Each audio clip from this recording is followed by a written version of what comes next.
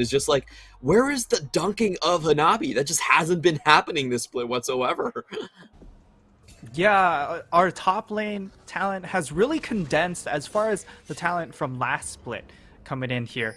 So a lot of the good teams double dipping in the top lane pool, which means that naturally a lot of these top laners that were good already and kind of middle of the pack from last split have risen all the way to the top because there's just not been enough competition. Leaky is definitely going to be one of them. He still holds the best laning stats in the league, and I think he's going to be a lot happier with this matchup. At least he's not going on the Malphite versus the Gnar. A couple things to notice here. Hana actually going to go for the lethal tempo. Usually we have seen Press the Attack be a little bit more favored on the Trundle, but what do you make of this one? I mean, I think it's both of them are very dual focused, right? Because the press and attack also adds a little bit of burst of damage, but I would say the lethal tempo even more so because you don't give that extra damage boost to everyone else that's also attacking the target. So I hope to see DCG really play this mid jungle 2v2 and really attack Juhan, because while Juhan has had a good read of the map, sometimes he can still get caught out. Actually, a lot of times he can still get caught out and punished on an individual basis. I will add a caveat to that. He usually gets caught out when they are massively ahead. So limit testing is what we will usually call that. He's having his for fun moments. Yeah, you have to have some of those, You can't be a team like Invictus Gaming dominating your own region without having a couple of fun games, happy times here and there. Yeah. Just taking a look at the map right now. We do have DCG pushing in the first wave in the bottom side, and the jungle's going opposite directions right here. Lee kind of being left alone, while the Trundle does head for the bottom lane. And Nabi gonna hit level 2 early and just shove this in as is expected. Getting some good trading on the Leaky as well. 2 free shots across the minion wave. Good angling from Hanabi here. Another interesting thing that I just like to point out is the fact that Nesty, he's actually gone for the Ignite. So he has the Unsealed Spellbook, which will still give him access to that teleport, but he's actually focused the Ignite just to make sure he's able to still secure himself the ability to trade in this mid lane and perhaps deter all-ins coming in from Bay, because usually when you look at this Sylas TF matchup, if the Sylas does get onto TF doesn't have really a whole lot of course of action to get him off of himself. So I am interested in seeing how this approach will go for him, given that both of these mid laners have shown a tendency not to opt for big 1v1s, and I'm not sure if that's the approach to take against Bay in particular. Yeah, we'll see what he does with this one. He could definitely flex it into a lot of other summoners. Exhaust could be there for him as well. Find out later. In the meantime, I do have a scuttle split going into the direction of both junglers right here. And the bot lane might be pinched a little bit. Let's see if Hana tries to look for something here. No, just going to continue with his pathing on both sides on the map, playing very safe on the side without their jungler. And Bay having a great time in this lane. Usually you do see Sylas is getting punished just a little bit in the matchup, but not so for Bay. It's going to stay very happy here, and Nesty deciding to hold on to some of those minion dematerializers as we have Woody going in for the trade. Kaiwing gonna block out the zap, and they're gonna turn it around. Ignite goes down onto Woody. Heal has to come out. Kaiwing flashes in for the first blood kill, and now Kriskata is the one being sandwiched by these compositions. Turns around a lot of damage, but that is the straight 2-0 for PSG's bot lane. You just can't trade against early game Xayah right now. This champion is just so oppressive with the extra damage coming in from the Aerie, and DCG learned the hard way. Woody overextending himself, and now Nesty could come under fire as well. Juhan taking the back route. They land the stun. The crowd control goes down. Nesty forced to flash away, and PSG winning across the bottom side of the map there.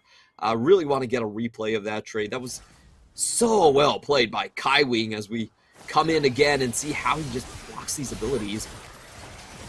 Yeah, nice little block there coming in from Kaiwing, eating that zap, and that actually makes a big difference, right? Because they almost get unified into kill range, and because of that extra reset, means that Unified is able to finish off the second kill as well. So a kill apiece for the bot lane duo, and that means we get to see Serrated Dirk and Tyr come out at 5.5 minutes. And once you hit that breakpoint on the Xayah, this lane becomes very, very unfun to play as the Jinx. So at this point for DCG, you're looking elsewhere. You're saying, hey, Woody, how fast can we attack that top lane? Because so far, it's not looking great to attack the bottom side.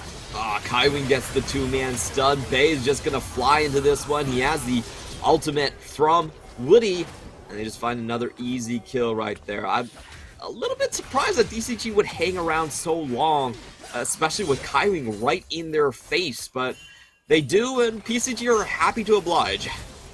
Yeah. DCG not having a good start here, and this is not looking good for Leaky's chances might find to get snowballed. just a turnaround onto Kaiwing. He's taking a lot of HP. The pillar goes down, but Kaiwing will survive on the battle dance. Even gets a flash from Hana. That's a tilt flash if I've ever seen one. Gets out completely scot-free. Wow, okay.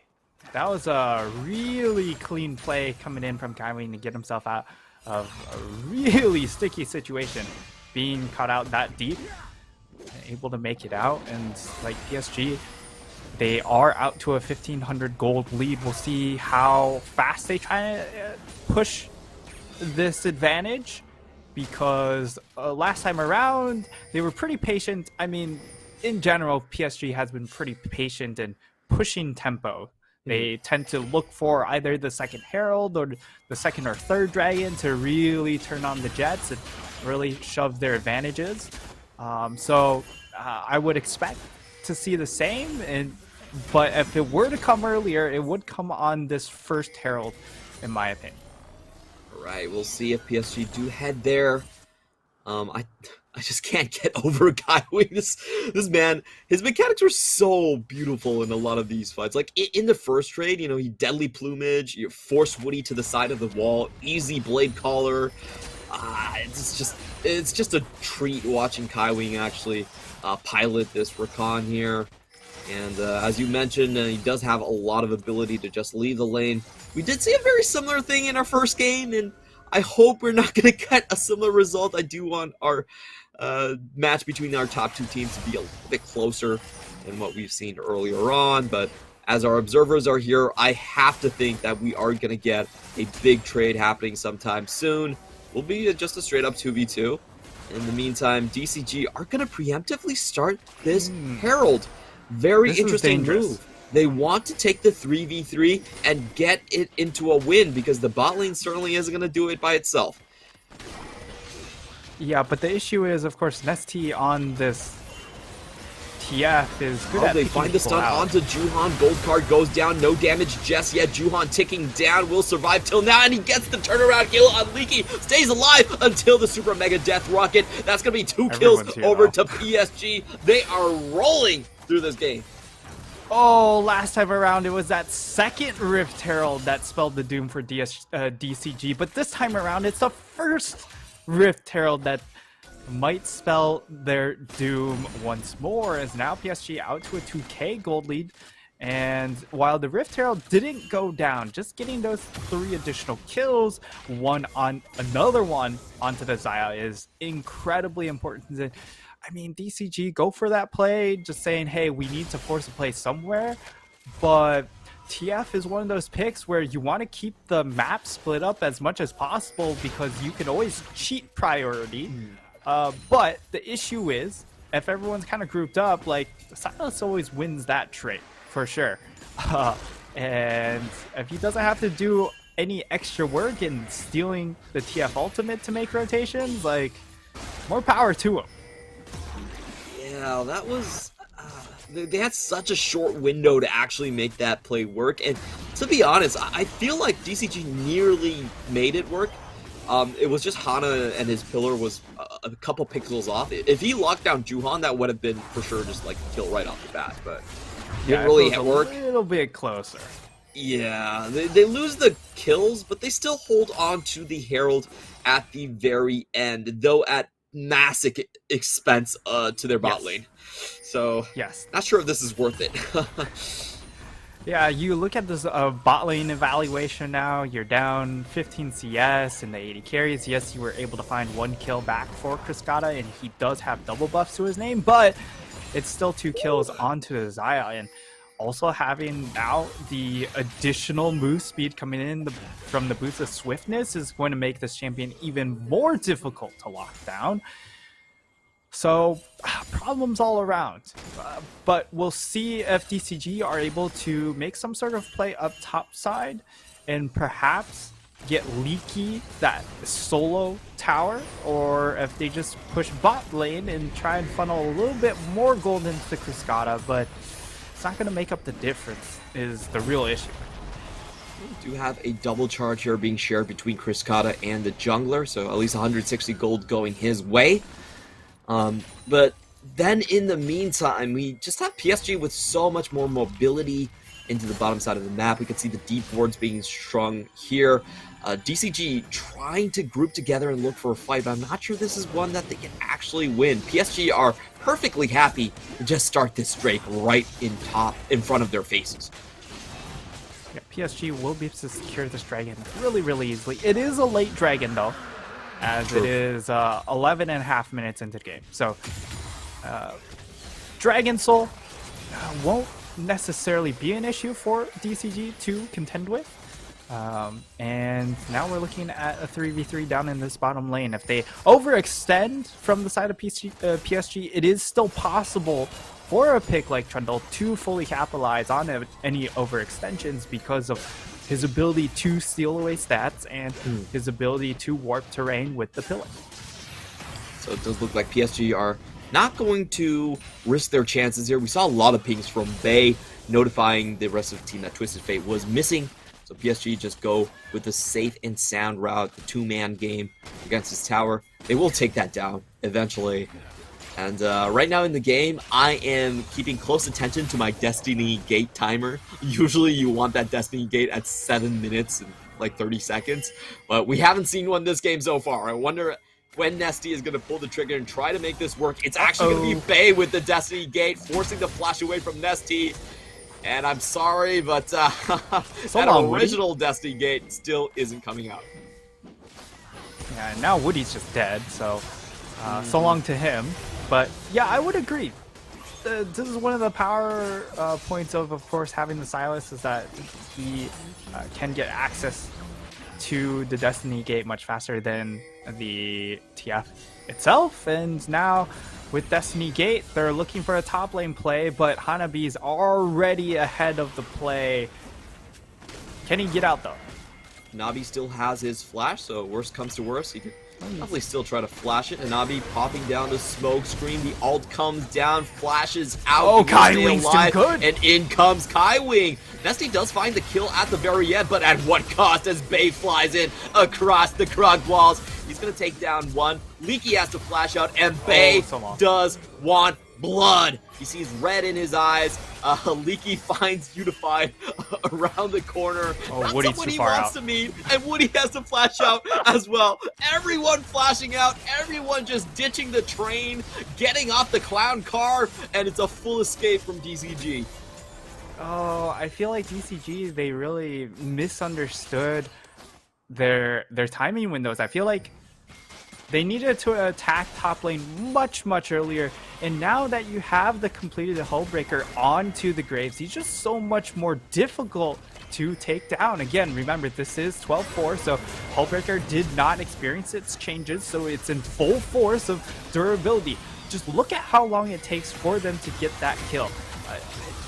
It's just way too long. Your time to kill is just, if it's that long, it allows PSG to respond. So PSG respond in kind, and now DCG are like, everyone's out of position then.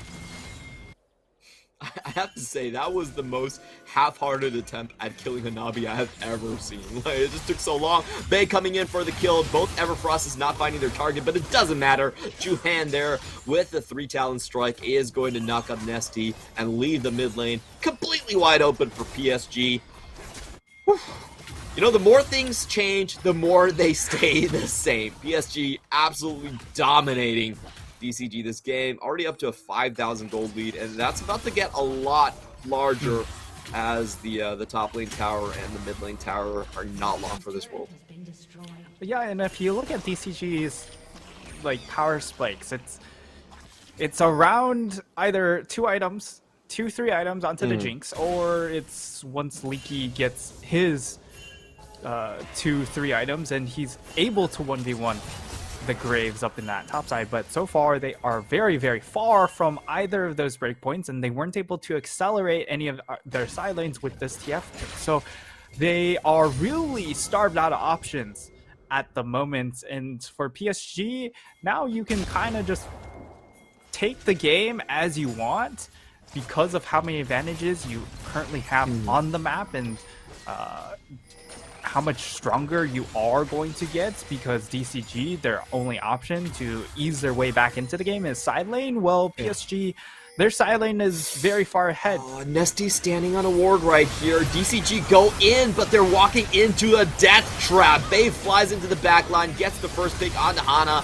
Leaky goes in, but he can't find the target right off the bat. Juhan stays alive for a very long time, but Kriskata is getting excited. He's waiting on the wings. He's trying to take down Bay. 2 more auto attacks will do it. Can he find the zap? He misses on this chain, and PSG are able to retreat. It will be a 1-for-2 trade. Still in the favor of PSG. Oh, wow. That was actually just so close for Kriskata to just take over that fight. You saw that first kill go into his hands. If he gets that second one with Bay's removal, that would have changed the complexion of the fight completely because of how much extra gold is onto Bay. So he's a lot of their advantage. Yes, there's still a lot onto Unified, and you were kind of fighting into a choke point against Azaya, so there's always that turn potential there. But for DCG, they're close. This is not looking so good. Bay flies in, and they're going to instantly take down the kill plus the Drake. Thank you very much. I think DCG thought it was much later in the game than it actually was. PSG with 3 members still on the map, very low cooldown timers. They make it to the fight, no problem. Yeah, I mean, for the side of DCG, they were trying to punish death timers, but death timers at 17 minutes, not that long. So PSG able to just get right back onto the map. Kriskata is dead. He does have the flash, so he should be fine here, but that was a good warning shot, and PSG do take down the mid lane. I do agree with you on like Kriskata probably being the out here for DCG, because let's be honest, the Camille plus Twisted Fate catch angle, that's in the bin. You're never going to see it this game. PSG are not going to split up. They're staying completely grouped here throughout most of these objective fights, and it seems like Kriskata is the sole hope of DCG taking over the top spot in the PCS. Yeah, and there... Okay, we're going to get a pause. There was some hope for Leaky here, right? Because the setup was there for him. You get a Trundle, which is great at pinning low mobility champions. Graves, if he uses his dash a little bit too early, he's really just stuck there.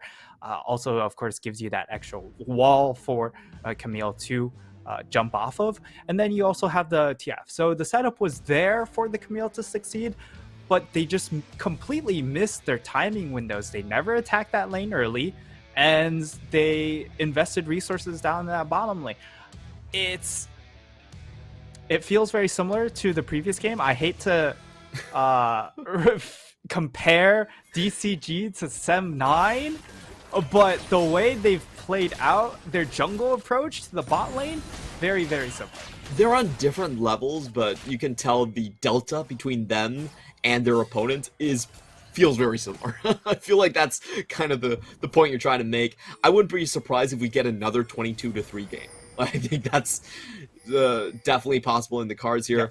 Leaky is going to get spotted out, and we have a roaming 4-man hit squad onto the bottom lane. Hana 0 and 4 right now. He doesn't care about his own life. He's just going to clear these wards and make sure the rest of his team that are still worth 300 gold don't have to be the sacrificial lambs here.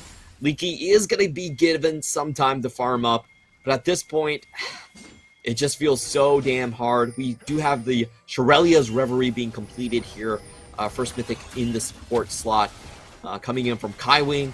That just means a lot of quickness going in for PSG and their catch. Yeah, for PSG, like, the speed of engage is immense with the extra Shirelias, with Rakan, with the Silas as well, being able to capture that Destiny Gate. So the speed of engage definitely there. And for DCG, that just makes playing the map even harder, right? Because you'd like to play side lanes, but if the collapse is going to come down from a Shirelia's Rakan, it makes the game very, very hard to play. I think we're still waiting on that Destiny Gate. We've seen one defensively, but we haven't seen any proactive Twisted Fates. We're not going to see any somewhere. for, like, if this game goes another 10 minutes, maybe we get to see a proactive one. But at this point, like, you're just saving it for if they start Baron. Okay, now we have vision of them doing Baron. It feels like your uses here are so limited because of how far behind overall this squad is. His ultimate is basically Scryer's Orb. That's it. Like, yeah, that a feels longer so bad. cooldown blue trinket. Not where you wanted this game to go.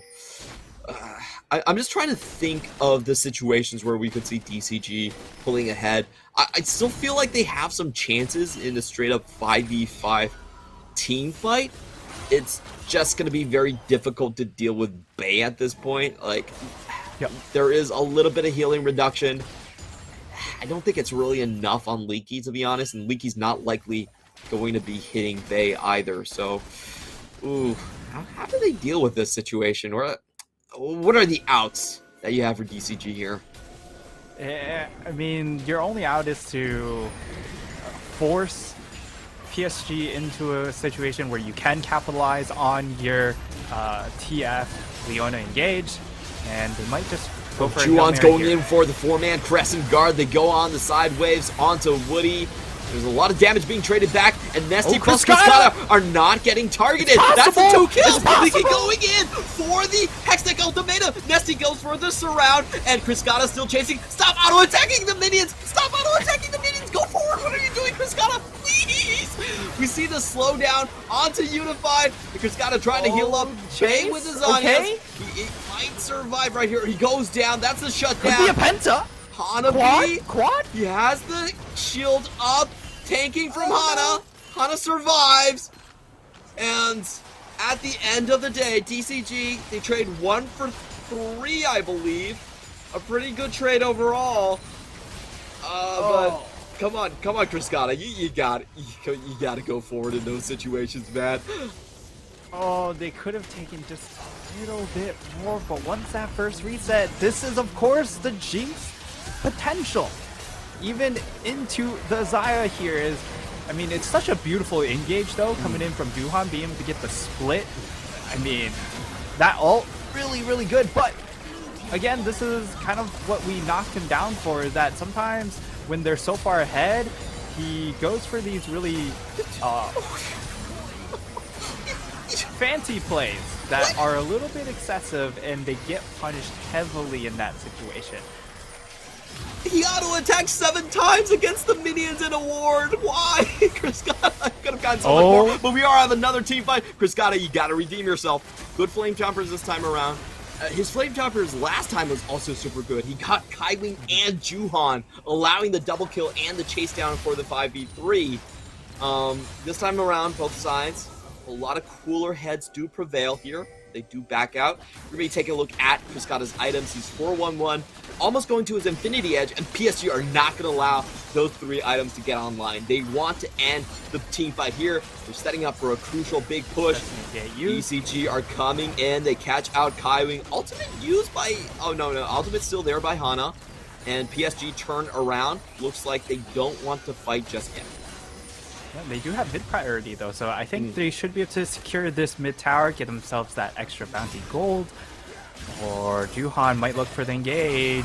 Bay is definitely looking for it. The ultimate goes down. They force a flash out of Kriskata, and that's the go button for PSG. Hanabi chasing them down, but they are still out of reach, at least for now. DCG still in a difficult position, but we've seen the punish capabilities, right? If the side of PSG do overextend in some of these situations and force the dive too hard, then you have to get past these flame chompers that will be able to split the team. You can also, of course, throw the Trundle Pillar. So if you line up the Trundle Pillar along with the flame chompers, you really get to cover the entire width of a lane. So very difficult for the side of PSG's frontliners to back off and engage. If they go in, they're pretty committed in that regard.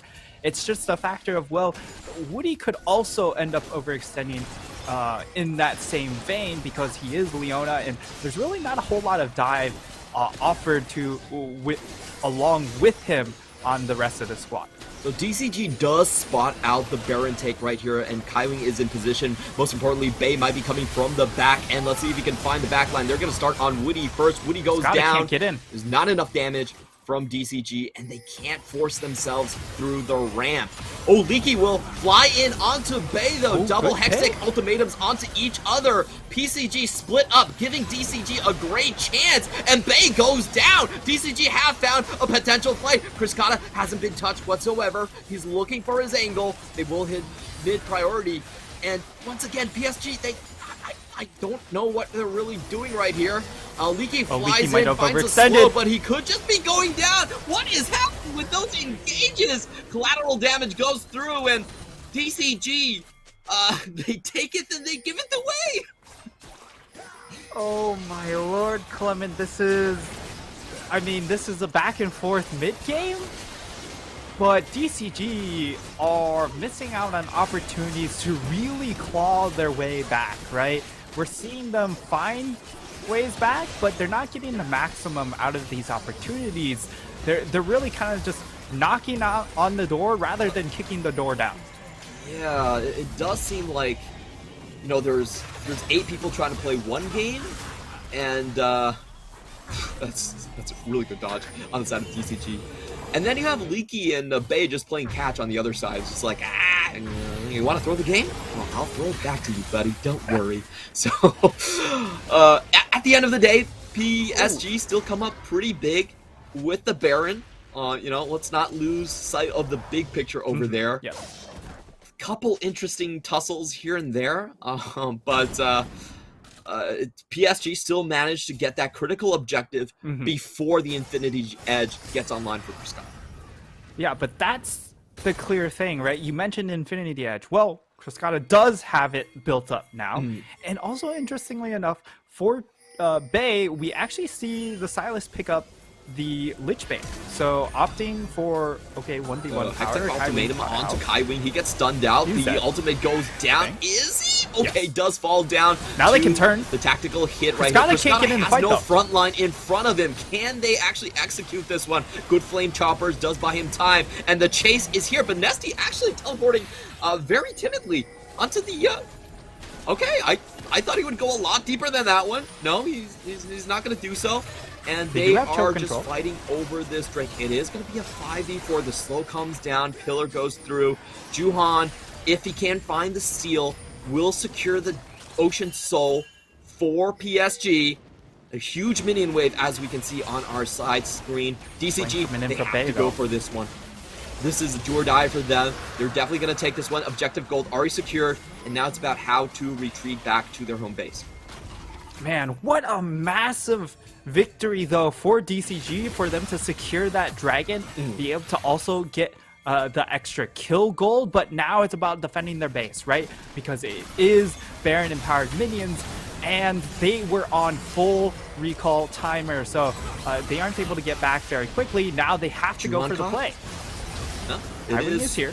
Triple objective bounties here. Woody goes in, but only gets the slow. Nesty with the gold card doesn't get enough either. Unified is not even going to cleanse that one. Holds his ground. And now the HP bars are massively in favor of PSG, but they do force the Feather Storm. Nesty is trying to go back. He could just get back to base here.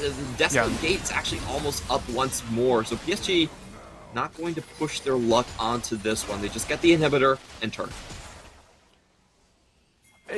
And you can understand why, because of the fact that they've been punished on their last couple of engages. Cascada's been able to come out with a 4-1-3 scoreline. He has Infinity Edge, so all things considered, these fights are starting to look a little bit tighter because of where Cascada is in his build, and also the fact that PSG's composition is still very low range. Yes, the speed of engage is there, and if they can get onto Cascada, they have enough damage to finish him off, but now, like, the choke control coming in from this Trundle pick is becoming a little bit problematic.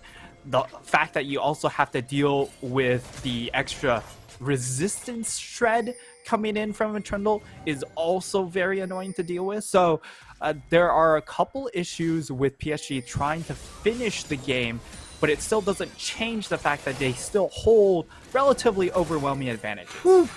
Leaky nearly goes into the unified bait, spots out two members on the top side. It's not going to go for it in the end.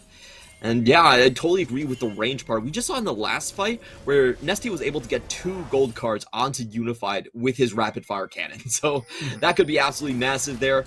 Props to Unified though, he held on to all of his summoners and now they are doing a split push. It's going to be hard for Nesty to contain Bay by himself. Meanwhile, Leaky just pushing down the mid lane tower. It does look like PSG are running out of steam, at least out of minion waves. So DCG do hold on. PSG now shifting into a more defensive posture overall. Let's see when DCG are actually going to try and pull the trigger. Woody could find a target here. There is no flash onto Juhan, so I'm assuming that's what he goes for. But Unified going in, chasing down the damage. Collateral just forces everyone away, and Cascada cannot stay. Yeah, they're forced to back off. It's okay, they delay some recalls here, and that, the potential top lane catch onto Bay. Everfrost misses from Bay, but he still has Hextech Ultimatum. Zanya goes down, but he cannot survive the gold card there. That will be a very successful pick onto the top side. And now bottom lane is looking a little bit iffy for PSG. They can't continue to shove this one in, and we'll have to back out. DCG are doing such a good job at stalling this out. Yeah, and that's the first time we've seen the proactive pick come out from the Destiny's Gate, and it comes in pretty much 10 minutes after I said it. 10 minutes. So, you know, it all pans out in the end. But now, of course, you're getting your items onto Leaky. He's level 16 now, so he's a split-pushing beast. Yep. Or set up to be, because he's hit 3 items. The Graves at this point takes a little bit more effort to try and get away from a Camille. The Camille just has so much sticking power at this point. So I like how the game is starting to develop, but it's still a 7k gold lead for PSG. And if they secure that next Ocean Dragon, it's still Ocean Soul, which is very, very difficult to compete against, given that they don't have a ton of burst damage on the side of DCG. DCG don't see this. Okay, now they will finally spot out the Baron being taken, but where is Hana going? He has to flash out immediately. Okay, interesting pathing there. Bay just comes in and forces away 2 flashes. So PSG, without expending any ultimates, they get 3 flashes in that exchange. Absolutely massive there from PSG right before the Ocean Soul as well. Leaky gonna fly in onto Kaiwing, but that's not the bird person that he was looking for. Definitely wanting to get Unified instead of very deep on a deep angle.